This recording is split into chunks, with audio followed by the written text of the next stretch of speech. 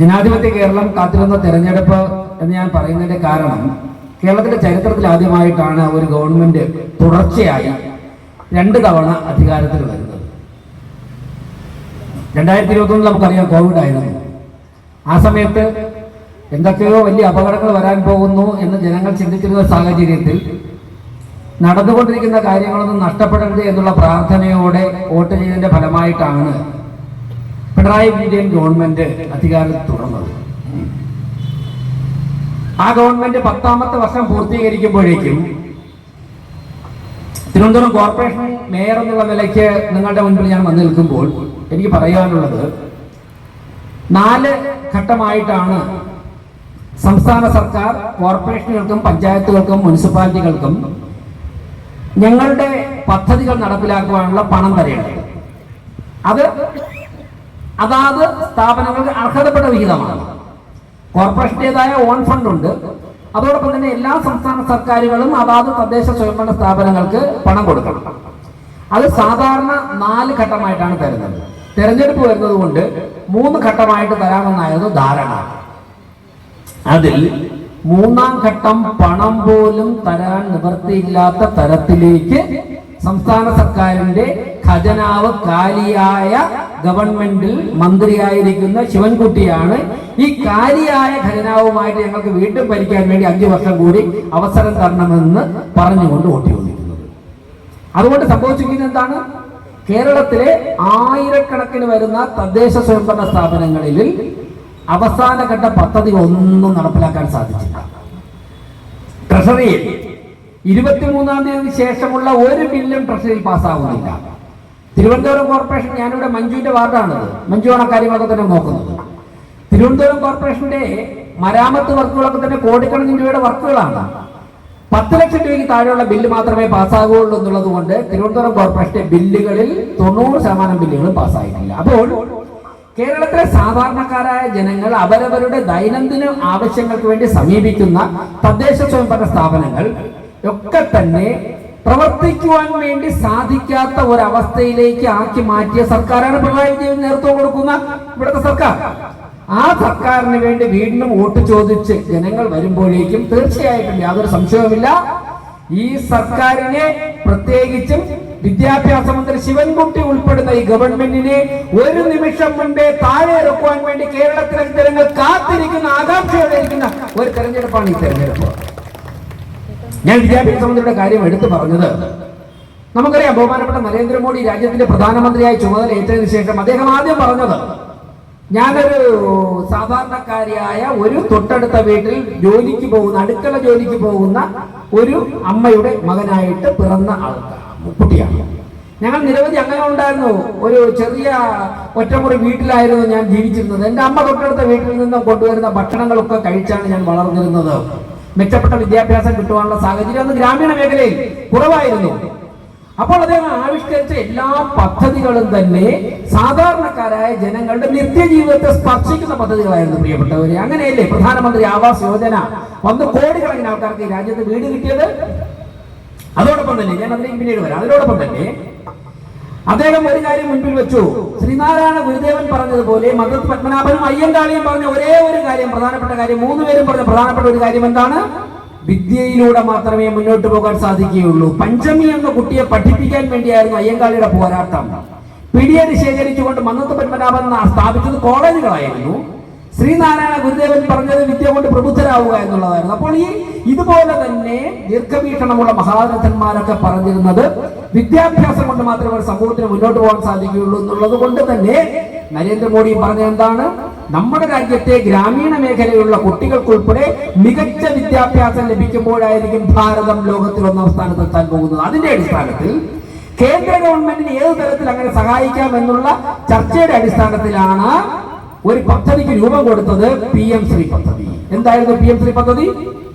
ഈ രാജ്യത്തെ സാധാരണക്കാരുടെ കുട്ടികൾ പഠിക്കുന്ന സ്കൂളുകൾ, ആയിരക്കണക്കിന് സ്കൂളുകളുണ്ട്, നമ്മുടെ കാലടി സ്കൂൾ ഉൾപ്പെടെ ആയിരക്കണക്കിന് സ്കൂളുകൾക്ക് കോടിക്കണക്കിന് രൂപ സർക്കാർ കൊടുക്കുന്നു. ഒന്ന് ആലോചിച്ച് നോക്ക്.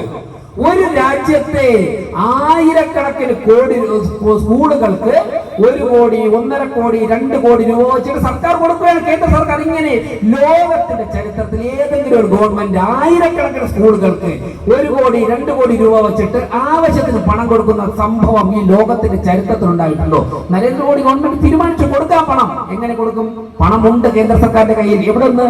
ജനങ്ങൾ നികുതി കൊടുക്കുന്ന പണം 1 രൂപ പോലും കട്ടെടുക്കാതെ, 1 രൂപ പോലും അഴിമതി കാട്ടാതെ കഴിഞ്ഞ 10-11 വർഷം കൊണ്ട് നരേന്ദ്രമോദി കാത്തു സൂക്ഷിക്കുകയാണ് ജനങ്ങൾക്ക് വേണ്ടി. ആ പണം കൊടുക്കാം. നിങ്ങൾ അതിലൂടെ സ്മാർട്ട് ക്ലാസ് റൂം നിർമ്മിക്കുക. അതായത് ഈ കാലടി പ്രദേശത്ത്, ഈ നേമം നിയോജക മണ്ഡലത്തിൽ, കേരളത്തിൽ സാധാരണ ഓട്ടോ ഓടിക്കുന്ന ഓട്ടോ തൊഴിലാളി, അതോടൊപ്പം തന്നെ തെങ്ങുകയറ്റ തൊഴിലാളി, അതോടൊപ്പം തന്നെ പെട്ടിക്കട നടത്തുന്നവൻ, തട്ടുകട നടത്തുന്നവൻ, തെരുവിൽ മീൻ വിൽക്കുന്ന അമ്മമാർ, ഇവരുടെയൊക്കെ തന്നെ മക്കൾക്ക് വലിയ വലിയ സ്കൂളുകളിൽ വിട്ട് ലക്ഷക്കണക്കിന് രൂപ ഫീസ് കൊടുത്ത് സ്മാർട്ട് ക്ലാസ് റൂം മക്കളെ പഠിപ്പിക്കാൻ സാധിക്കില്ല. അവർക്ക് വില കൂടിയ കമ്പ്യൂട്ടറും ലാപ്ടോപ്പും വാങ്ങിച്ചു കൊടുക്കാൻ സാധിക്കില്ല. അവർക്ക് നല്ല ഭക്ഷണം പോലും 3 നേരം കൊടുക്കാൻ സാധിക്കില്ല. പക്ഷെ നരേന്ദ്രമോദി പറഞ്ഞു, അങ്ങനെയുള്ളവരുടെ കുട്ടികൾക്കും മികച്ച വിദ്യാഭ്യാസം കിട്ടണം. പ്രിയപ്പെട്ടവരെ, ഒരു സ്വന്തം കുടുംബത്തിലൊരു പിതാവ് മക്കളെ നോക്കുന്നത് പോലെ, അതിനേക്കാൾ വാത്സല്യത്തോടെയോ ഈ രാജ്യത്തെ മുഴുവൻ കുട്ടികളുടെയും ഭാവി ദീർഘവീക്ഷണത്തോടെ കരുപ്പിടിപ്പിക്കുവാൻ വേണ്ടി ആരാധ്യനായ നരേന്ദ്രമോദി PM-ശ്രീ എന്ന പദ്ധതി കൊണ്ടുവരികയും ഇന്ത്യയിലെ ഏറെക്കുറെ എല്ലാ സംസ്ഥാനങ്ങളും ആ പദ്ധതി പ്രയോജനപ്പെടുത്തിക്കൊണ്ട് അവരവരുടെ സ്കൂളുകളിൽ പണം വാങ്ങി സ്മാർട്ട് ക്ലാസ് റൂമൊക്കെ നിർമ്മിച്ച് കുട്ടികൾക്ക് മികച്ച ഭക്ഷണം കൊടുത്ത്, പുസ്തകം വാങ്ങിക്കൊടുത്ത്, കമ്പ്യൂട്ടറും ലാപ്ടോപ്പും കൊടുത്ത് അവർക്ക് ഉന്നത വിദ്യാഭ്യാസം കൊടുത്തപ്പോഴുണ്ടല്ലോ, നമ്മുടെ ശിവൻകുട്ടിയുടെ നേതൃത്വത്തിലുള്ള വിദ്യാഭ്യാസ വകുപ്പും പിണറായി വിജയനും പറഞ്ഞത്, നരേന്ദ്രമോദി ഗവൺമെന്റ് ആവിഷ്കരിച്ച PM-ശ്രീ പദ്ധതി കേരളത്തിൽ നടപ്പിലാക്കില്ല എന്ന് പറയുവാൻ വേണ്ടിയുള്ള നിലപാട് സ്വീകരിച്ച വിദ്യാഭ്യാസ മന്ത്രിയാണ് ശിവൻകുട്ടി. ചർച്ചയ്ക്ക് വരട്ടെ. അദ്ദേഹം ചർച്ച നടത്താൻ നാട് മുഴുവൻ ഓടി നടക്കുകയാണല്ലോ. അദ്ദേഹം തിരുവനന്തപുരത്ത് ചർച്ചയ്ക്ക് വരട്ടെ. എന്നിട്ട് അദ്ദേഹം ഇടയ്ക്ക് ഒരു നിലപാട് സ്വീകരിച്ചു. എന്താണ്? PM-ശ്രീ നടപ്പിലാക്കുമെന്ന്. ഇന്ന് അതിന്റെ കള്ളി പുറത്തെടുത്തത്. ഇന്നും ഇന്നലേക്ക് ആയിട്ട് PM-ശ്രീ പദ്ധതി നടപ്പിലാക്കുമെന്ന് പറയുക, ആദ്യഘട്ടം പണം വാങ്ങുക, പണം വാങ്ങിച്ചിട്ട് കേരളത്തിന്റെ അത്യാവശ്യ കടമൊക്കെ തീർക്കുക, എന്നിട്ട് തെരഞ്ഞെടുപ്പിലേക്ക് പോവുക. ഇതല്ലേ? ഞാൻ ചോദിക്കട്ടെ, കേരളത്തിലെ സാധാരണക്കാരായ CITU തൊഴിലാളികൾ ഉൾപ്പെടെയുള്ള സഖാക്കൾ ഉൾപ്പെടെയുള്ള പാവപ്പെട്ട CPM സഖാക്കൾ ഉൾപ്പെടെയുള്ളവരുടെ മക്കൾക്ക് ഉന്നത വിദ്യാഭ്യാസം കിട്ടുന്ന സാഹചര്യം വന്നപ്പോൾ അതിനിടങ്കോലിട്ടുകൊണ്ട്, അതിനെ തടുത്തു നിന്നുകൊണ്ട്, അതിനെ തടഞ്ഞു നിർത്തിയ ഒരു ഗവൺമെന്റ്, ഒരു വിദ്യാഭ്യാസ മന്ത്രി പിന്നെയും ജനങ്ങളുടെ മുമ്പിൽ അധികാരവും അവകാശവും നേടി വന്നു കഴിഞ്ഞാൽ നിങ്ങൾ കടക്കൂ പുറത്തു എന്ന് പറയുവാനുള്ള തെരഞ്ഞെടുപ്പാണ് ഈ തെരഞ്ഞെടുപ്പ് എന്നാണ് എനിക്ക് അവസരത്തിൽ കാലടിയിൽ പറയാനുള്ള പ്രിയപ്പെട്ടവരെ. ഞങ്ങളൊക്കെ തന്നെ വീണയും മഞ്ജുവും ഞങ്ങളൊക്കെ തന്നെ കഴിഞ്ഞ 10-90 ദിവസമായിട്ട് കോർപ്പറേഷന്റെ ഭരണസമിതിക്ക് നേതൃത്വം കൊടുക്കുകയാണ്. ഞങ്ങളൊരു കാര്യം തീരുമാനിച്ചു. തിരുവനന്തപുരം കോർപ്പറേഷൻ എന്ന് പറഞ്ഞാൽ അത് സാധാരണക്കാരുടെ പ്രസ്ഥാനമാണ്. BJP-യുടെ NDA-യുടെ കൗൺസിൽ പാർട്ടി യോഗം ഒരുമിച്ച് കൂടിയപ്പോഴേക്ക് പലതരത്തിലുള്ള ചർച്ചകൾ വന്നു. ഈ കൗൺസിലർമാരുടെ ഭാഗത്തു നിന്നും ഉണ്ടാകുന്ന അഭിപ്രായങ്ങളൊക്കെ രൂപീകരിച്ചുകൊണ്ടാണ് ഭരണസമിതി ഓരോ ദിവസം മുന്നോട്ട് പോകുന്നത്. അപ്പോൾ വന്ന പ്രധാനപ്പെട്ട ഒരു വിഷയം, ഈ കോർപ്പറേഷൻ ജനകീയ സൗഹൃദമായി മാറണം, ജനസൗഹൃദ പ്രസ്ഥാനമായി മാറണം. ഈ തെരഞ്ഞെടുപ്പൊക്കെ നടക്കുന്നതിന് മുമ്പ് തന്നെ അങ്ങോട്ട് നോക്കുമ്പോൾ തന്നെ എല്ലാവരും ഭയത്തോടെയാണ് കോർപ്പറേഷനിലേക്ക് നോക്കുന്നത്. കാര്യം അവിടെ ചെന്ന് കഴിഞ്ഞാൽ അവിടുത്തെ ചുവരുകൾ പോലും പോക്കറ്റിൽ കൈയിടുമെന്നാണ് ആൾക്കാർ പറയുന്നത്. അങ്ങനെ ജനങ്ങൾ അവിടെ ചെന്ന് കഴിഞ്ഞാൽ ഏത് രീതിയിലാണ് തിരിച്ചു വരാൻ പറ്റുന്നത് എന്നറിയാൻ ഒരു ഫയലും സമയത്തിന് നടന്ന ചരിത്രം അവിടെയില്ല. അപ്പോ ഞങ്ങൾ തീരുമാനിച്ച ഒരു കാര്യം നടക്കണം. അതായത് കോർപ്പറേഷനിൽ ആര് വന്നു കഴിഞ്ഞാലും ഭരണാധികാരികളെ കാണുവാനും സംസാരിക്കുവാനും ഉള്ള സാഹചര്യം ഉണ്ടാകണം. അങ്ങനെ ഇവരൊക്കെ തന്നെ പരമാവധി സമയം ഓഫീസിലുണ്ട്. മേയർ എന്നുള്ള നിലയ്ക്ക് മേയർ എല്ലാ ദിവസവും 3 മണി മുതൽ 5 മണി വരെ സാധാരണക്കാരായ ജനങ്ങളെ കാണും. ഒരു അപ്പോയിന്റ്മെന്റും വേണ്ട, നേരിട്ട് നിങ്ങൾക്ക് മേയറുടെ മുറിയിലേക്ക് കടന്നു വരാം. അങ്ങനെ ഒരു തീരുമാനം ഞങ്ങൾ അങ്ങനെ ഒരു തീരുമാനമെടുത്തു. ആരായിക്കോട്ടെ, അവരുടെ ആവശ്യം എന്തോ ആയിക്കോട്ടെ, അവരുടെ സ്ഥാപനമാണ്, അവരുടെ പ്രസ്ഥാനമാണത്. എല്ലാ പ്രവൃത്തി ദിവസങ്ങളിലും വൈകുന്നേരം 3 മുതൽ 5 വരെ മേയർ അവിടെ ഉണ്ടാകും. എന്തെങ്കിലും അത്യാവശ്യം മീറ്റിംഗുകൾ വന്നു കഴിഞ്ഞാൽ ഒരു പക്ഷേ പോകും. ഇപ്പൊ തെരഞ്ഞെടുപ്പ് ദിനം 3 മണിയോടെ 5 മണിയോടെ അവിടെ ഇരിക്കാൻ സാധിക്കില്ല. തെരഞ്ഞെടുപ്പ് കഴിഞ്ഞാൽ അവിടെ ഉണ്ടാകും. ആ സമയത്ത് മഞ്ജു ഉൾപ്പെടെയുള്ള, പലപ്പോഴും ബീനയെ പോലുള്ള സീനിയർ കൗൺസിലർമാർ ഉൾപ്പെടെയുള്ളവർ ആ ഫ്ലോറിൽ തന്നെ ഉണ്ടാകും, അല്ലെങ്കിൽ മേയറുടെ റൂമിനടുത്ത് തന്നെ ഉണ്ടാകും.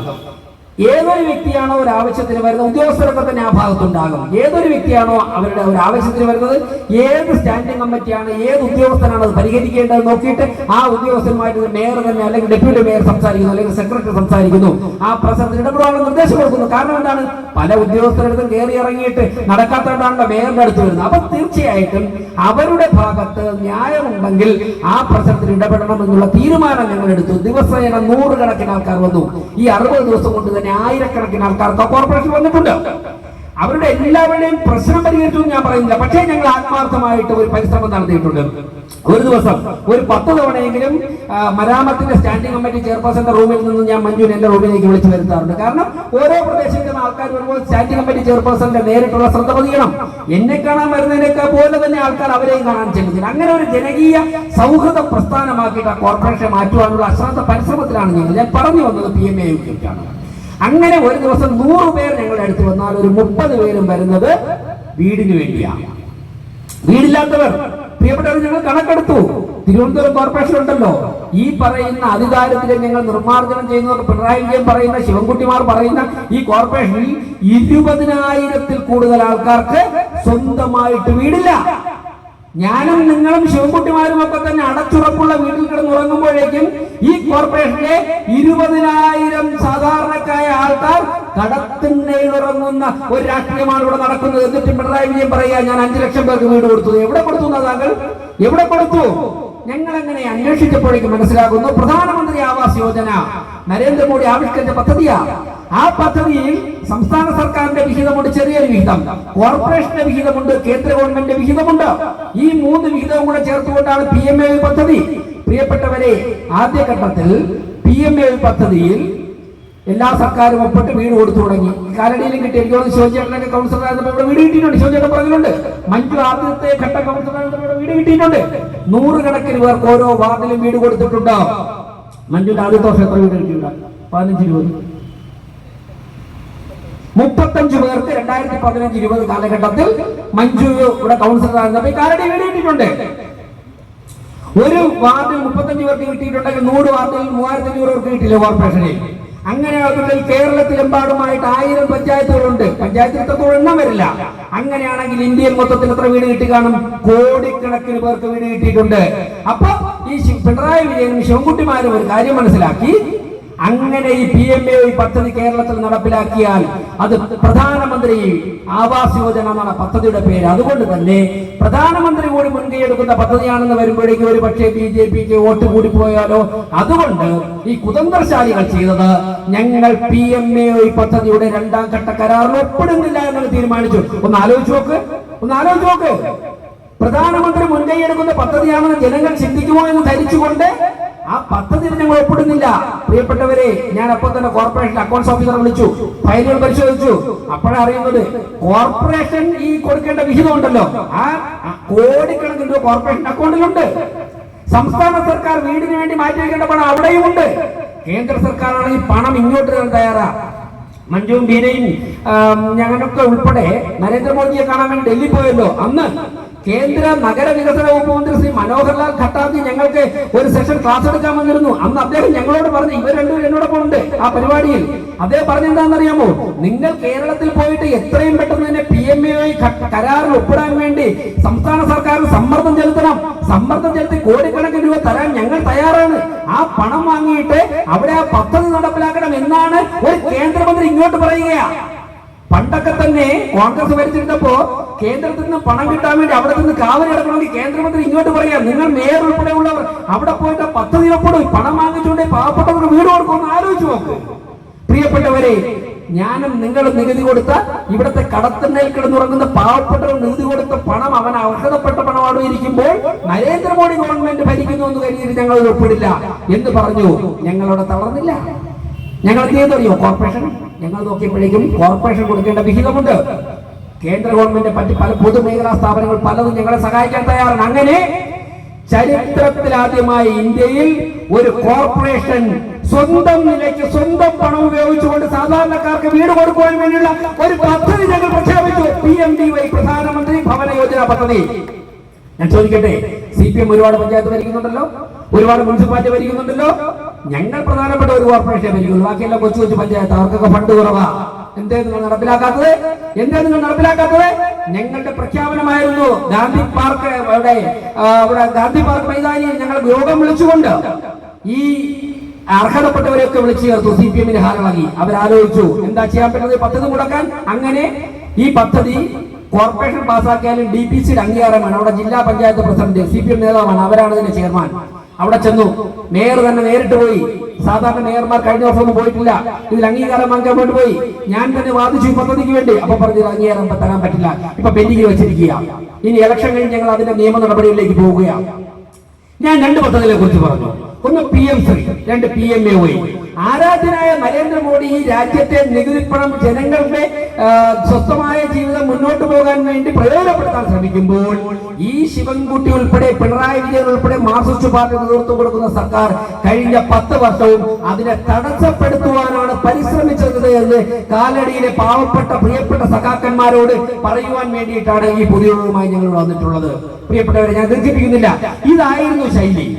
ഈ ശൈലി ഒരു നാട് ഭരിക്കുന്ന ഗവൺമെന്റ് ഭൂഷണമാണോ? കോർപ്പറേഷന്റെ മേയർ എന്നുള്ള നിലയ്ക്ക് ഞാനിവിടെ നിൽക്കുമ്പോഴേക്കും തീർച്ചയായിട്ടും സംസ്ഥാന രാഷ്ട്രീയം പറയുന്നത് പോലെ തന്നെ സാധാരണക്കാരായ ജനങ്ങൾ ദൈനംദിന ജീവിതത്തിൽ ആശ്രയിക്കുന്ന ഈ പ്രസ്ഥാനത്തെ ഞങ്ങൾ ഒരു 3 മാസം കൊണ്ട്, അതായത് ഡിസംബർ 26 ചുമതലയേറ്റ് ഇന്ന് വരെ നിങ്ങളുടെ മുമ്പിൽ നിൽക്കുമ്പോൾ എന്ത് ചെയ്തു എന്ന് പറയുവാനുള്ള ഉത്തരവാദിത്വം കൂടി ഞങ്ങൾക്കുണ്ട്. അഭിമാനത്തോടെ ഞാൻ പറയുന്നു, അന്തസ്സോടെ ഞാൻ പറയുന്നു.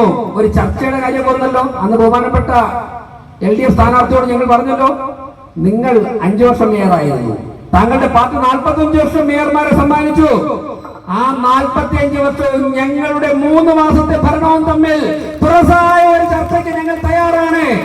ഡേ 1 മുതൽ നിങ്ങൾ തയ്യാറുണ്ടോ? ഞാൻ ഇപ്പോഴും പറയുക, നിങ്ങൾ തയ്യാറുണ്ടോ? ഞങ്ങൾ തയ്യാറാ.